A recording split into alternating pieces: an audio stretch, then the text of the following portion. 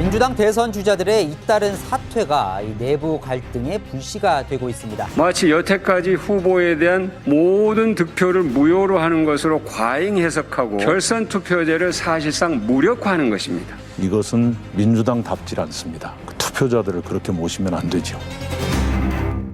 예, 민주당 경선의 2차 슈퍼위크가 이틀 앞으로 다가왔고 투표가 시작이 됐습니다. 현재까지 누적 득표율은요. 이재명 지사가 53.37%, 2위 이낙연 후보는 34.71%입니다. 1등과 2등의 격차는 적진 않습니다. 하지만 민주당에는 결선 투표라는 제도가 있기 때문에 두 사람 사이 격차보다 더 중요한 건 1등의 득표율 그 자체입니다. 만약 이재명 지사가 50%를 못 넘기면 1등과 2등은 0포인트, 즉 원점에서 다시 승부를 겨루기 때문이죠. 근데 변수가 생겼습니다. 사퇴하는 후보들이 생긴 거예요. 여러분 득표율을 어떻게 계산하는지 다 아시잖아요. 전체 표수를 분모로 하고 그 후보자의 표를 분자로 하죠. 근데 사퇴한 두 후보의 표를 분모해서 빼버리면, 즉 무효표로 처리해버리면 남은 사람들의 득표율이 올라가는 겁니다. 현재 민주당의 방침은 빼버리는 겁니다. 무효표. 그러자 이낙연 후보가 강력히 반발하고 있습니다. 이낙연 캠프 서른 공동선대위원장 지금부터 만나보죠. 서른 위원장님 안녕하세요. 네, 안녕하세요. 반갑습니다. 서른입니다. 반갑습니다. 이상민 선관위원장이 이런 말씀을 하셨더라고요. 당규에 그렇게 써 있다. 그러니까 이들의 표를 무효표로 모수해서 빼버리는 걸로 그렇게 써 있다. 내가 마음대로 어떻게 할 수 있는 문제가 아니다 하시던데 어떻게 보십니까? 그건 이제 두 가지 지적을 할 수 있습니다. 우선 그 해석 자체가 잘못되어 있고요. 그다음 또 하나는 이 당규 자체가 문제가 좀 있습니다. 다 인정을 했는데 당규 이 당은 59조와 60조가 서로 충돌이 일어납니다. 59조는 뭐고 60조는 뭔가요? 59조는 무효로 한다 되어 있고요. 네네. 60조는 그러니까 결선 투표를 한다 이렇게 규정되어 있습니다. 그런데 지금 아까 김민정 앵커가 말씀하신 대로 예. 사퇴한 후보가 생길 경우에 이게 복잡해집니다. 복잡해지는데 그 해석을 어떻게 할 것이냐. 59조와 60조가 서로 충돌할 경우에 59조는 사실은 이건 우리가 결선 투표를 안 하는 장치가 돼 있을 때 했던 옛날 그 당헌 당규거든요.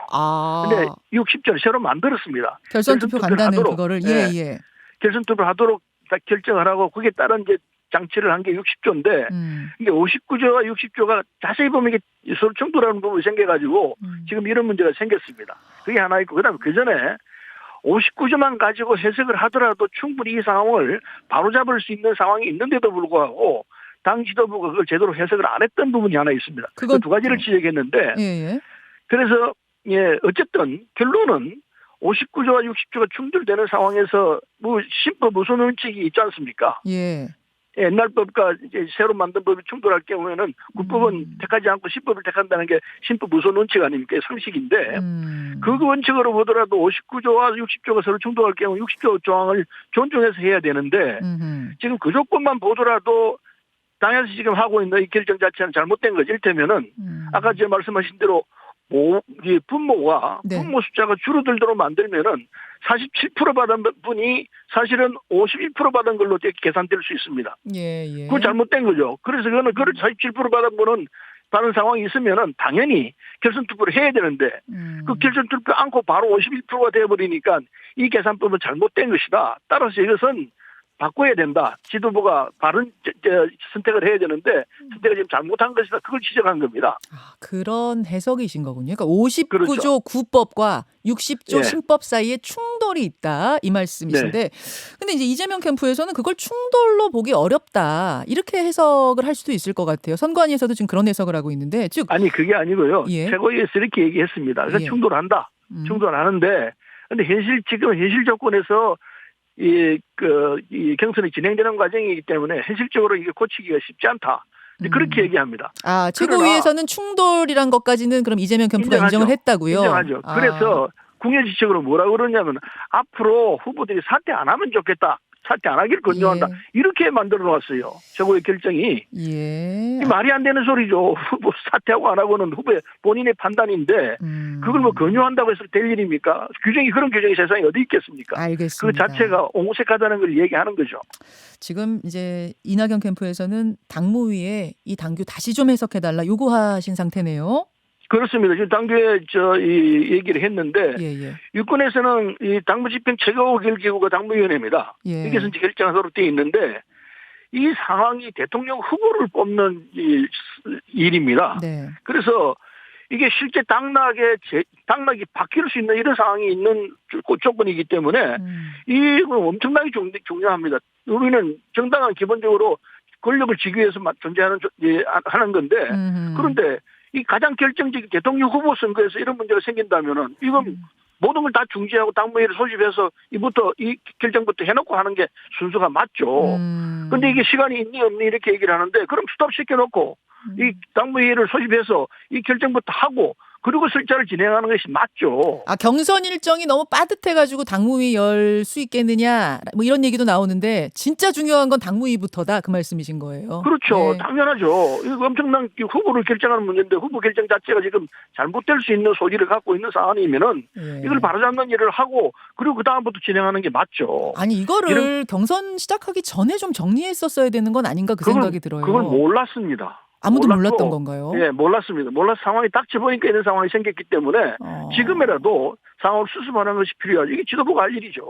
근데 그게 이제 정말로 사전에 좀 됐었으면 좋았는데 이게 이렇게 그냥 둔 상태에서 진행을 해왔기 때문에 말씀하신 대로 엄청나게 중요한 상황이 돼버린 상황에서 이걸 또 바꾸면 다른 쪽에서 반발하진 않을까. 다른 쪽에서 반발할 여지는 없다고 봅니다. 당규 자체가 잘못된 사안이기 때문에 바로잡는 작업을 하는데 이건 누구에게 좋고 나쁘고 없는 것 아니겠습니까? 규정 자체가 문제점이 있는 상황에서 그냥 그대로 진행한다는 것은 나중에 더 큰 문제를 만들어낼 소지가 생기죠. 그래서 누구도 딴소리 못하게끔 규정을 바로잡아놓고 예. 이 경기를 하는 게 맞죠. 예. 더 큰 문제가 생길 수 있다는 건 어떤 말씀이실까요? 후보가 맞다 안 맞다 이렇게 놓을 거 아닙니까? 저 후보 정상적인 후보도 아니다 이렇게 놓으면 어떻게 되겠습니까? 일종의 뭐 경선에 이제 불복하는 느낌이 날 수도 있다. 어떤 후보들은? 그런 상황이 만들어질 수도 있죠. 그래서 그런 위험을 피하기 위해서는 지금이라도 이 규정을 제대로 잘 해가지고 모두가 만족하는 상황에서 출발하는 게 맞죠. 진행하는 게 맞죠. 알겠습니다. 당무위가 지금 아직 안 잡힌 거죠? 안 잡혔습니다. 예. 지금 문제 제기를 했기 때문에 당에서 지도부에서 이걸 심사숙고하고 있을 거로 알고 있습니다. 만약 당무위가 아예 안 열리거나 혹은 열렸는데 기존 해석을 고수하는 쪽으로 결정이 난다 하면 어떻게 대응하실 생각이십니까? 그건 받아들이기 힘들죠. 결과를 좀 봐야 되는데 결과가 만일에 지금 논쟁하고 있는 부분이 걸리게 되면은 이건 심각한 사안이 올 수 있죠. 그때 수습하려고 하지 말고 지금 바로 해놓고 하는 게 필요하다고 보죠. 뭐 가처분 신청 같은 어떤 법적 조치도 가능하죠. 우리가 할 수 있는 모든 건 다 동원해서 이 잘못된 규정에 의해서 제대로 된 후보가 아닐 수 있다. 그러니까 문제 제기를 안 하면 이상하죠. 그거는. 알겠습니다. 당연히 이상하죠. 예, 할 수 있는 모든 것을 하겠다. 네. 이제 딱 열흘 남았습니다. 10월 10일. 그날 이재명 투표가 50% 넘기면 그대로 경선 종료고. 근데 이낙연 캠프에서는 결선 투표 과정이 꼭 필요합니다, 여러분. 시간을 더 가지고 판단하셔야 합니다. 이렇게 호소를 하고 계시네요. 그렇습니다. 그래서 지금 사안이 굉장히 복잡합니다. 지금 또 논의하겠습니다만 대장동 문제가 있고 그리고 당내 여러 가지 변수가 너무 많아가지고 어떤 사안이 될지 아직 판단하기 쉽지가 않습니다. 이런 사안이기 때문에 당 지도부는 이럴 때 정확하게 공정한 입장에서 누가 보더라도 이건 공정하게 했구나 하는 입장이 되도록 하는 것이 옳은데 지금도 주저하고 있고 제대로 안 하고 있는 것이 불안스럽게 짝이 없습니다. 지금 결선 투표까지 일단 그 모수 논란은 차치하고라도 결선 투표까지 꼭 가게 해주십시오라고 호소하시는 이유는 역시 계속 강조하셨던 안정감 있는 후보 뭐 이쪽인가 대장동 이슈 이런 것들이 마음에 걸리시는 건가요?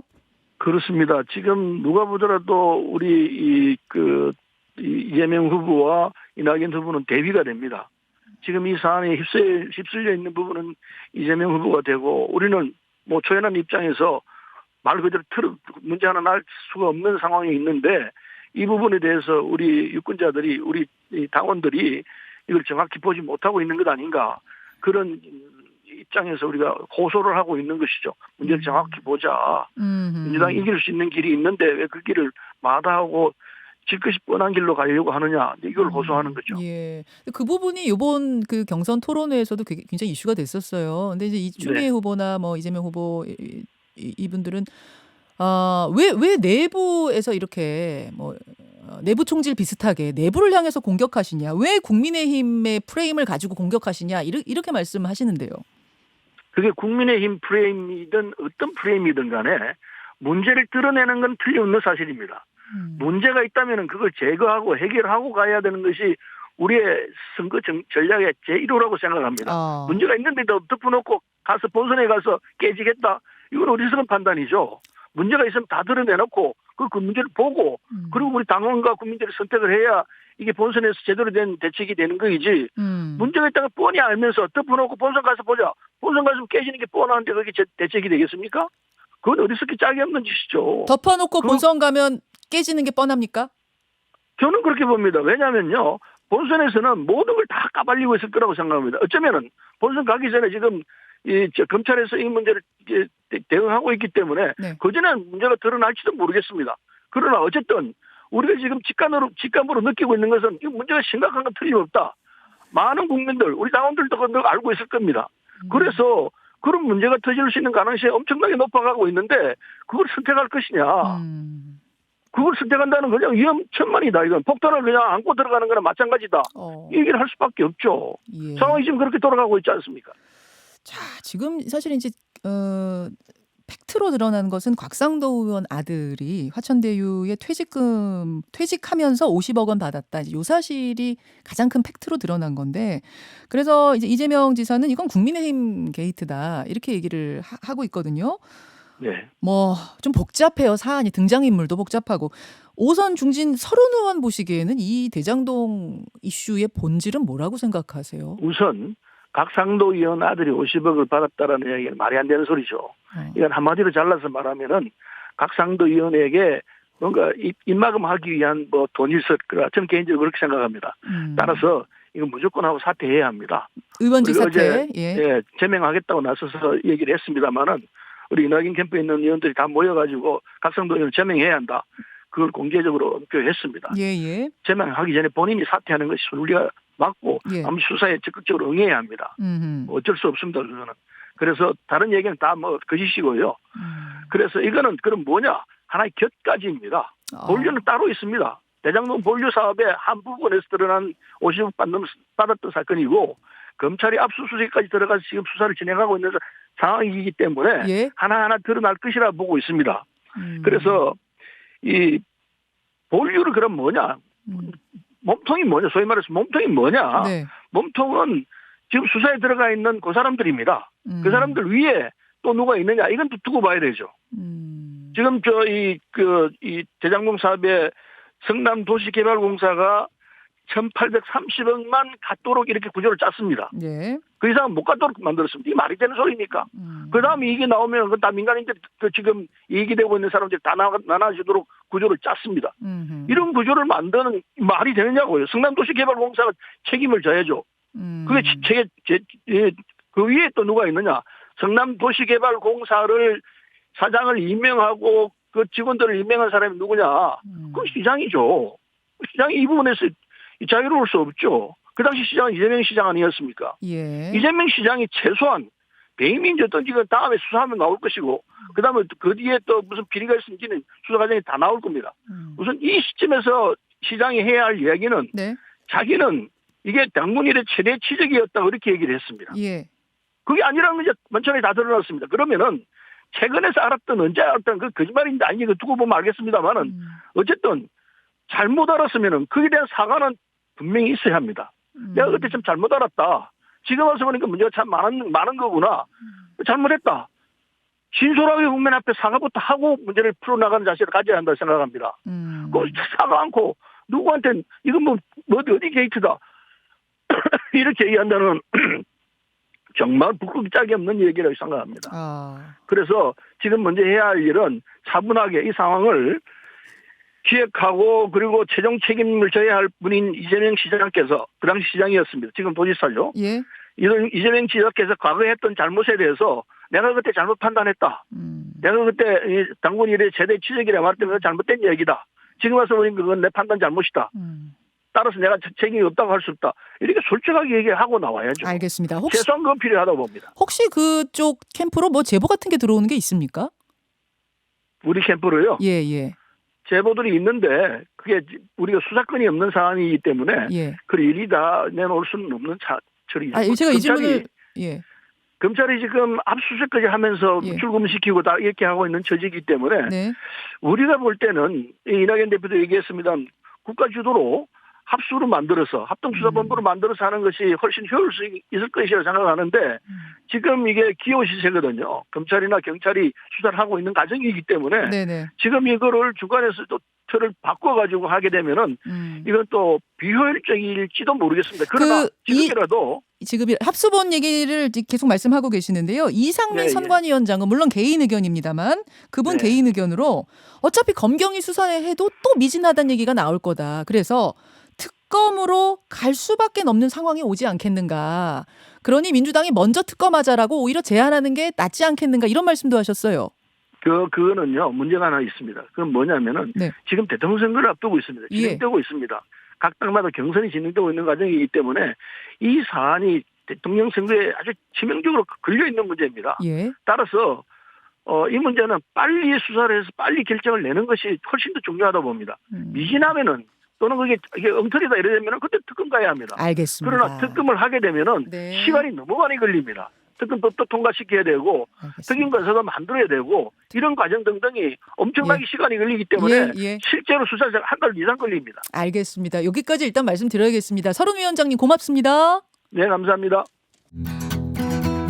김현정의 뉴스쇼는 청취자 여러분의 참여로 이루어집니다. 트위터, 페이스북, 레인보우 게시판, 그리고 단문 50원, 장문 100원의 유료 문자 샵 1212, 우물정 1212 통해 참여하실 수 있습니다.